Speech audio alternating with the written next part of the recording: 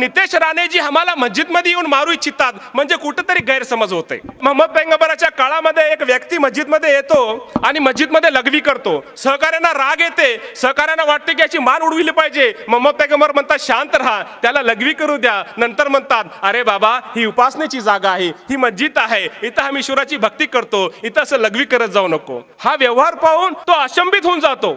मला सांगा उद्या जर नितेश राणे जर आले तर मी म्हणत नाही ते एवढे सुज्ञ आहेत, ते शिक्षित आहेत, ते मस्जिदमध्ये जेव्हा येतील ना तर आमचं काम त्यांना हेच आहे समजून सांगायचं नितेश राणेजी काही तुमचं गैरसमज झालेला आहे। जिहाद मध्ये फसाद मध्ये फरक असतो। संघर्ष करणं म्हणजे काय इस्लामिक स्टेट बांधण्यासाठी युद्ध करायला सांगितलं का? जर या भूभागावर कुठं दलित शोषित पीडित पुरुष स्त्रिया आणि मुलं याचना करत असतील मदतीची तर त्यांच्या मदतीला जाऊन अल्लाहच्या मार्गामध्ये तुम्हाला संघर्ष करणं याला जिहाद म्हणतात। एखादा डॉक्टर जर एखाद्या रुग्णाचा उपचार करत असेल, त्याला वाचवायचा प्रयत्न करत असेल तर हा प्रामाणिक प्रयत्न असतो, याला जिहाद म्हणतात।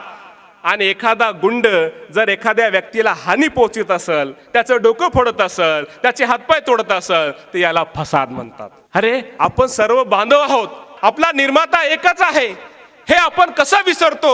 बांधवांनो मी तुम्हाला विनंती करतो, तुम्हाला धार्मिक व्हायचं व्हा। तुम्हाला जर वाटत असेल मुस्लिमांचा द्वेष केल्यानं ईश्वर प्रसन्न होतो तर मी म्हणतो बिलकुल द्वेष करा, पण एकदा विनंती करतो एकदा धर्मग्रंथ पाहून घ्या।